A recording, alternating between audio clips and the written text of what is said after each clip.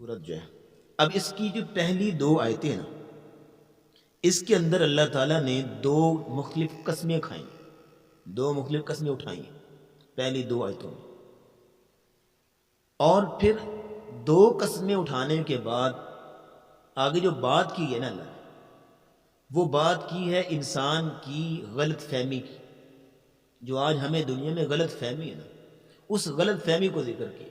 پہلے دو قسمیں اٹھائیں۔ اچھا، پہلے تو ان دو قسموں کا ذکر کرتے ہیں۔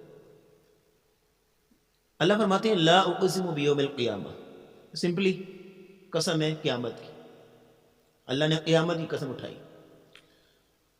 دوسری، اب قیامت کی قسم اٹھانے کے فوراً بعد قیامت کی قسم اٹھانے کے بعد فوراً ہی کیا کہا؟ ولا اقسم بالنفس اللوامہ، نفس لوامہ کی قسم، نفس لوامہ کی قسم اٹھائی۔ اب قیامت کے فوراً بعد لفظ لوامہ کی قسم اٹھ کے اٹھائی، یہ بھی ایک سوال ہے۔ نفس لوامہ کیا ہوتا ہے؟ ملامت کرنے والا، جس کو ہم ضمیر بولتے ہیں نا، کہ ضمیر جھنجھوڑتا ہے انسان کو جب وہ برائی کرتا ہے یا برے راستے پہ چلتا ہے یا وقت کو ضائع کرتا ہے۔ ایک وقت پہ جا کے اس کا ضمیر اس کو جھنجھوڑتا ہے، اس کو ضمیر کہتے ہیں نا اپنی زبان میں، وہ نفس لوامہ ہے۔ نفس کی تین قسمیں، نفس امارہ، نفس مطمئنہ، نفس لوامہ۔ دیگر جو دو قسمیں ہیں وہ آپ سنتے رہتے ہیں، ان کو ڈسکس کرنے کی ضرورت نہیں ہے۔ نفس لوامہ کی بات کرتے ہیں۔ کوئی بندہ جب گناہ کرتا ہے اور گناہ کرنے کے بعد اس کو ملامت ہو رہی ہوتی ہے، یار نہ ہی کرتے بے شک، کیونکہ وہ جو گناہ کرنے سے پہلے ٹیسٹ تھا وہ تو وہ ختم ہو گیا نا، اب تو ملامت ہوگی۔ قیامت کی قسم اٹھائی، اور قیامت کی قسم اٹھانے کے فوراً بعد اللہ نے ملامت کو ذکر کر دیا، کیونکہ قیامت کو ہوگی ہی صرف ملامت، پچھتاوا ہو۔ اور کیسے کیسے پچھتاوا ہوگا؟ اللہ رب العزت فرماتے ہیں، اللہ رب العزت فرماتے ہیں کافر کہے گا یا لیتنی کنت ترابا، ہائے کاش کہ میں مٹی ہوتا، ہائے کاش کہ میں مٹی ہوتا۔ اور کہے گا یا لیتنی اتخذت مع الرسول سبیلا، کاش میں رسول کا دامن پکڑ لیتا، کاش میں نبی علیہ السلام کی سنت پہ چلتا۔ یعنی وہ ملامت ہی ہوگی اس دن، یا لیتنی لم اتخذ فلانا خلیلا، کاش میں فلاں کو دوست نہ بناتا، فلاں کے ساتھ نہ میں چلتا پھرتا۔ تو یہ ملامت ہوگی، دنیا کے اندر انسان کو ملامت ہوتی ہے گناہ کی، اور قیامت کو تو ہوگی ملامت۔ تو اللہ رب العزت نے قیامت کی قسم اٹھائی، نفس لوامہ کی قسم اٹھائی، اگلی جو غلط فہمی ہے انسان کی اس کو ذکر کیا۔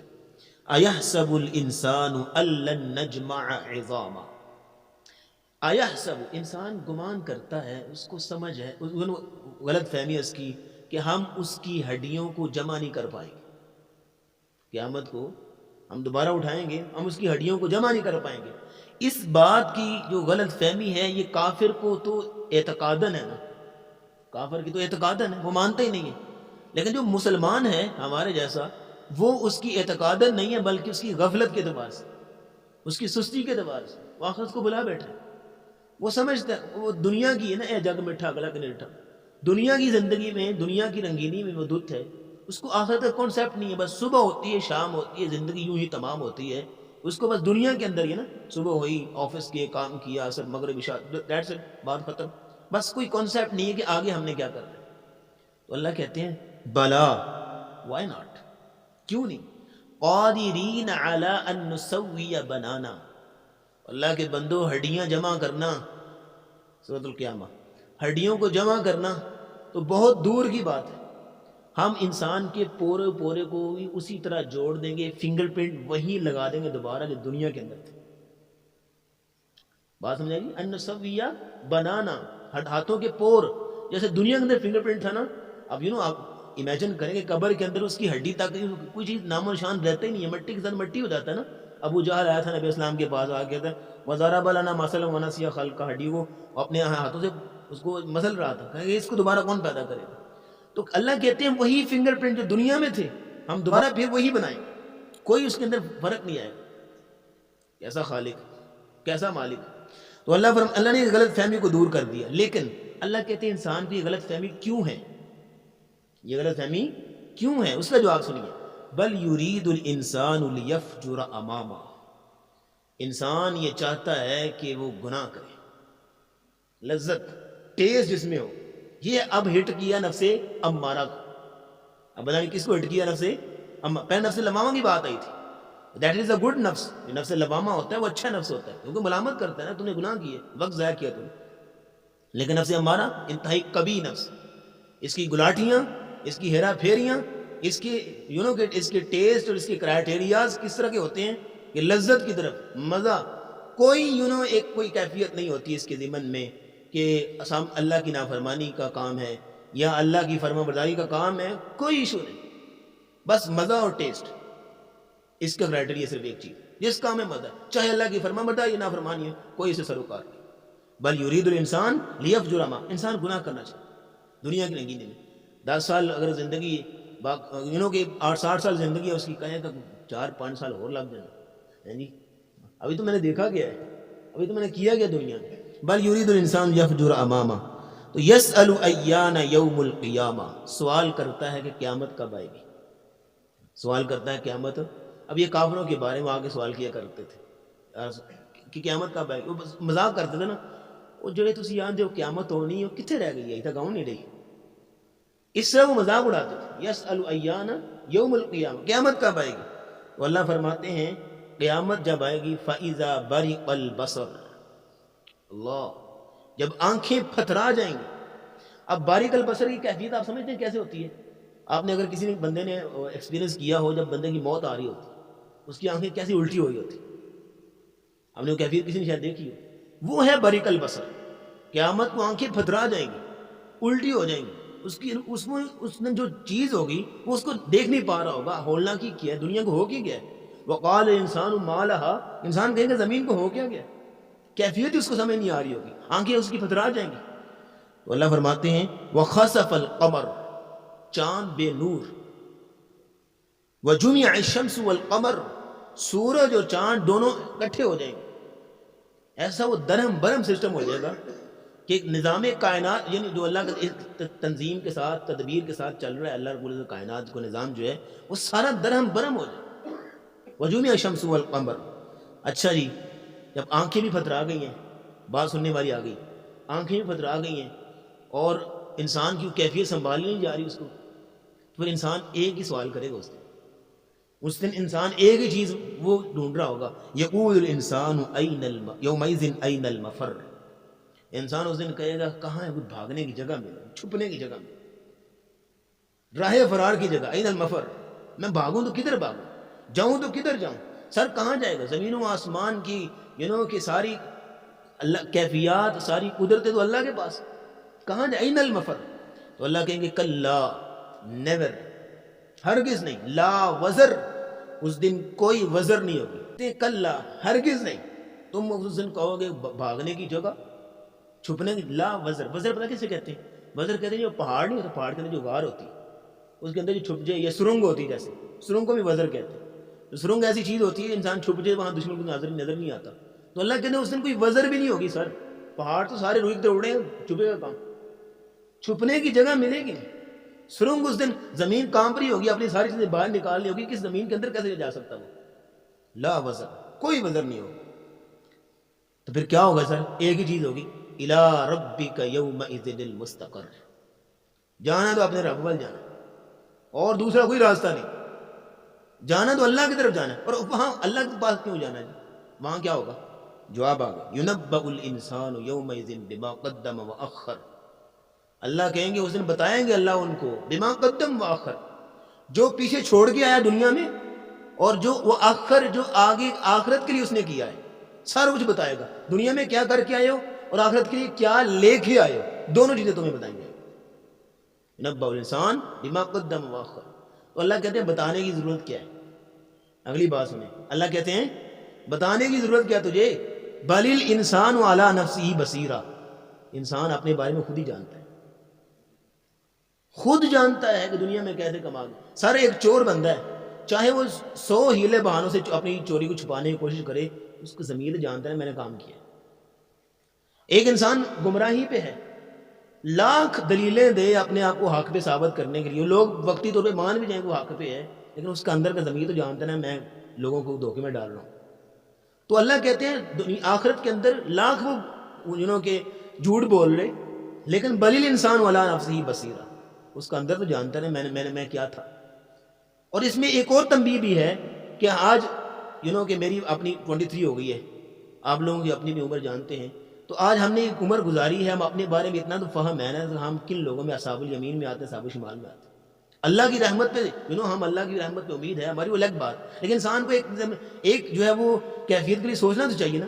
اب خویلد بن عمر ایک بہت بڑے گزرے عالم، وہ کہتے تھے، ان کی 26 سال عمر ہوئی، تو ایک دن بیٹھے سوچ رہے ہیں، تو کہتے ہیں کہ خویلد ذرا ایک بات تو بتا اپنے آپ سے، خویلد ایک بات تو بتا، تمہاری 26 سال عمر ہو گئی ہے، چلو پہلے 10 سال تو نکال دو نا، چلو بلوغت کے تھے، باقی کتنے بنتے جی؟ 16 سال۔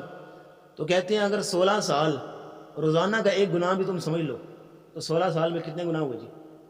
اب امیجن کر لیں، 365 دن ہوتے ہیں ایک سال کے اندر، بالکل جی۔ وہ کہتے ہیں خویلد خود ہی سوچ لو کہ اگر تمہیں 16 سال عمر ہے، سپوز دیٹ، تو 16 سال میں روزانہ کا ایک گناہ لگاؤ نا۔ اب کون سا بندہ روزانہ گناہ نہیں کرتا؟ روزانہ کا ایک گناہ لاؤ تو بتاؤ تمہارے کتنے گناہ ہوئے؟ اتنی جب بات سوچی تو غش کھا کے گر پڑے کہ میرا کیا بنے گا، اتنے گناہ۔ اللہ کی رحمت میں امید ہے، وہ الگ چیپٹر ہے، لیکن ایک بندے کو بلیل انسان ولا نفسی بصیرہ کے تحت ولو القا معاذیرا، جی ہاں، ولو القا معاذیرا، چاہے یہ بڑے ہی بہانے پیش کرے، معاذیر کہتے ہیں عذر، بہانے، جو یہ مسئلہ بن گیا سی، فلاں مسئلہ ہو گیا سی، یہ ہو گیا تھا، وہ ہو گیا تھا، لاکھ عذر پیش کرے، اپنا تو اس کا جانتا نا میں کس پانی میں کہاں کھڑا ہوں، چاہے لاکھ عذر پیش، خود تو جانتا ہے۔ اچھا سر، جو بات پیچھے آ رہی نا، اب یہ بات یہاں پہ ٹوٹ گئی، اگر یہ بات شروع ہونے لگی، وہ ایک نئی بات شروع ہونے لگی، اور اس نئی بات کے بعد چھوٹی سی آئے گی، پھر اس کے بعد دوبارہ پھر وہیں سے بات شروع ہو جائے گی جو پیچھے اب آ رہی ہے۔ اب درمیان میں یہ جملہ معتارضہ آنے لگا ہے۔ جملہ معتارضہ ہوتا ہے کہ درمیان میں ایک ایسی بے ربط بات جس سے پیچھے ساتھ تعلق نہیں، آگے ساتھ تعلق نہیں ہے، تو بے ربط بات اس بندے کے لیے ہے جس کو اس آیت کا شان نزول کا نہیں پتہ، وہ کہے گا یہ کیا، قیامت کی بات ہو رہی ہے اور حقیقت، دنیا کی حقیقت بیان ہو رہی ہے، درمیان میں یہ بات کیسے آ گئی؟ تو اس لیے ایک نبی اسلام پہ جب سورۃ قیامہ نازل ہو رہی تھی نا، تو آپ کہ ایک فرسٹ ایکسپیرینس تھا، آپ ابتدائی دور میں سورۃ نازل ہوئی ہے، تو نبی اسلام نا حضرت جبریل کے ساتھ ساتھ پڑھی جا رہے تھے، فوراً دہرائی جا رہے ہیں، تو نبی اسلام کو فوراً جو ہے وہ منع کیا وہاں پہ، جس طرح کہ ایک خطیب درس دے رہا ہے، یا یہ ہے کہ کوئی کلاس میں ایک ٹیچر جو ہے اسٹوڈنٹس کو پڑھا رہا ہے، ایک اسٹوڈنٹ ہے وہ توجہ نہیں کر رہا، تو اس کو اپنی تقریر کو یا اپنے پڑھانے کے جو سلسلہ ہے اس کو توڑ کے وہ کیا کہتا ہے، بھائی ادھر توجہ کرو یا ایسے کر لو، پھر دوبارہ پھر اپنی تقریر کو شروع کر لیتے ہیں، بالکل یہی بات۔ نبی السلام حضرت جبریل کی بات سن کے وہ فوراً جو ہے وہ اس کو بار بار یاد کریں، دہرا رہے ہیں۔ نبی السلام کہا نہیں، آپ پہلے سنیں، بعد میں ہم آپ کو دوبارہ یاد کرا دیں گے۔ لا تحرک به، نہ حرکت دو اس قرآن کو پڑھتے ہوئے، لسانک، اپنی زبان کو، لتعجل بی، تاکہ تو اس پہ جلدی کرے، اب ایسے نہ کرو، بات کو سن لو پہلے۔ ان علینا جمعہ وقرآن، یہ ذمہ داری ہماری ہے قرآن کو جمع کرنا اور آپ کی زبان پر اس کو پڑھانا، آسان کروانا، تلاوت کروانا آپ کے لیے ہماری ذمہ داری ہے۔ فَإِذَا قَرَأْنَاهُ، جب آپ پر مکمل پڑھ دیا جائے، جبریل آپ کو مکمل سنا دے، فَاتَّبِعْ قُرْآنَ، تو پھر آپ دوبارہ فَاتَّبِعْ یعنی اس کی اتباع کریں جو آپ کو پڑھا دیا گیا، پھر آپ تلاوت کریں، پھر آپ اس کو یاد کریں۔ وہی بات وہ قرآن میں کہی نا سورۃ اعلیٰ میں، سَنُقْرِئُكَ فَلَا تَنْسَىٰ، ہم آپ کو عنقریب یاد کرا دیں گے، آپ نہیں بھولیں گے، ہماری ذمہ داری آپ کو یاد کرانا۔ تو ثم ان علینا بیانا، پھر اس کو بیان کرنا بھی ہماری ذمہ داری۔ بیان کا مطلب کیا ہے؟ یہ قرآن تو پڑھ کے سنا دیا، اب قرآن کے ضمن میں جو حکمت کی باتیں ہیں، جو دنائی کی باتیں ہیں، علمی باتیں ہیں، فہم کی باتیں ہیں، سمجھ ہے، تفسیر ہے، تشریح ہے، ایکسپلینیشن ہے، انٹرپریٹیشن ہے، وہ ہماری ذمہ داری ہے۔ یعنی قرآن کی وضاحت سمجھانا بھی ہماری ذمہ داری۔ اس کا مطلب ہے کہ جبریل ایک دفعہ قرآن لے کے آتے تھے کلمات، پھر آتے تھے ان کی تشریح لے کر، ٹھیک ہے، تشریح بھی سمجھاتے تھے۔ اچھا خیر، یہ ایک جو ہے وہ کہ جملہ معترض آ گیا، پھر وہی بات شروع ہوگی جو پیچھے ہو رہی تھی کہ انسان اپنے بارے میں بڑا خوب جانتا ہے، ولو القا معاذیرا، چاہے بڑے ہی عذر بہانے پیش کرے۔ تو اللہ کہتے ہیں کلا، ہرگز نہیں، تمہاری یہ غلط فہمیاں، تمہارے یہ نفس امارہ کی یہ گلاٹیاں، اور تمہاری یہ گناہ پر لذتیں اور گناہ کی طرف مائل ہونا اور نیکی سے کراہت، یہ کیوں ہے؟ بل تحبون العاجلہ، تم یہ دنیا کی زندگی کو پسند کرتے، دنیا کے مزے میں تم دنیا کی زندگی چاہتے ہو، یہ ملے وہ ملے، دنیا کی خواہشات ہے تمہاری۔ وَتَذَرُونَ الْآخِرَةَ، آخرت کو تم نے چھوڑ ہی دیا، تم آخرت کو بھول چکے ہو بالکل۔ آخرت کو یاد نہیں کرتے کہ ہم نے ایک دن اللہ کے پاس بھی جانا ہے.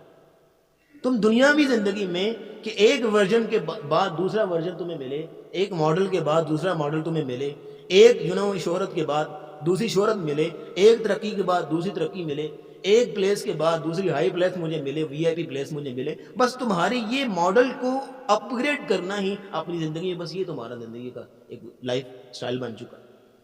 آخرت کو بھول چکے. وَتَذَرُونَ الْآخِرَةَ.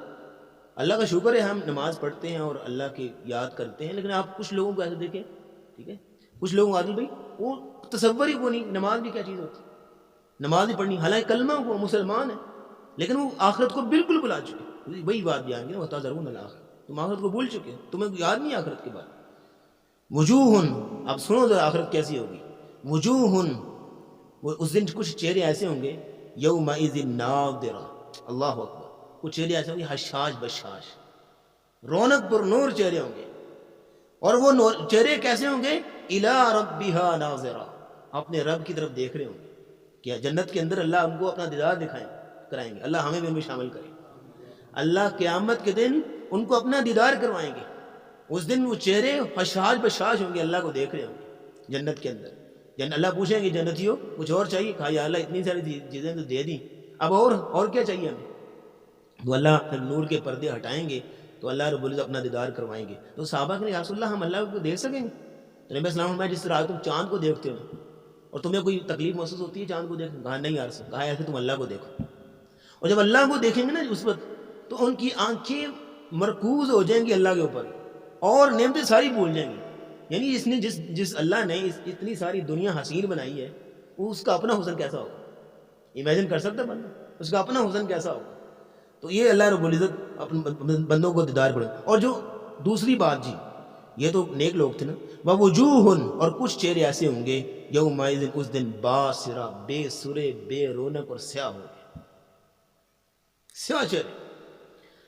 تظن ان یفعل بها فاقرہ، وہ اس دن گمان کرے گا کہ اس کے ساتھ، وہ سمجھے گا اس دن کہ آج میرے ساتھ کیا ہونے والا ہے، اس کے ساتھ کیا ہوگا. ان یفعل بها فاقرہ، کہ اس کو اب اس کی ایک چھوٹی چھوٹی چیز اس کے ساتھ حساب لیا جائے گا. اچھا یہ بات ہو رہی تھی قیامت کی. اب اللہ رب العزت تھوڑے سے پیچھے آ گئی. جب بندے کی موت آ رہی ہوتی اس کی طرف آ گئی. جب بندے کی موت آ رہی ہوتی پھر کیا ہوتا ہے؟ کلا، ہرگز نہیں. یعنی کہ اللہ رب العزت اصل میں آخرت کی یاد دلا کے، آخرت کا کانسیپٹ بیان کر کے دنیا کی حقیقت کو بیان کرنا چاہ رہے ہیں، اور دنیا کے اندر انسان رہتے ہوئے انسان کی جو غلط فہمیاں ہیں دنیا کے ساتھ اس کو بیان کر رہے ہیں. تو اللہ رب العزت کہہ رہے ہیں میں تو آخرت کی باتیں کر رہا ہوں، آخرت میں یہ ہوگا وہ ہوگا، تم آخرت سے ذرا پیچھے آ جاؤ. تم جب ملک الموت کو سامنے دیکھ لو گے نا، اس وقت تمہارے ساتھ کیا ہوگا تمہیں ساری حقیقت کھل کے سامنے آ جائے گی. اب وہ کیفیت آ گئی. کلا، ہرگز نہیں. اذا بلغت التراقیہ، جب وہ پہنچ جائے گی حلق پہ. کون سر؟ کون پہنچے گی؟ روح جب قبض ہوگی، ملک الموت قبض کر رہا ہوگا تو پاؤں سے نکلے گی نا. سب سے پہلے پاؤں سے نکلے گی اور یہاں پہ آگے اٹک جائے گی. پھر یہ چیخے گا، پھر یہ چلائے گا، زمین پورے کے چار پائی کے اوپر تڑپے گا. اور ہمیں ایسے لوگوں کے بارے میں سنا بھی ہے، کچھ کیفیات بھی دیکھی ہیں کہ اس وقت وہ اس کی پتہ نہیں کیسے وہ مروڑیاں لے رہا ہوتا ہے چار پائی کے اوپر، والعیاذ باللہ تعالی.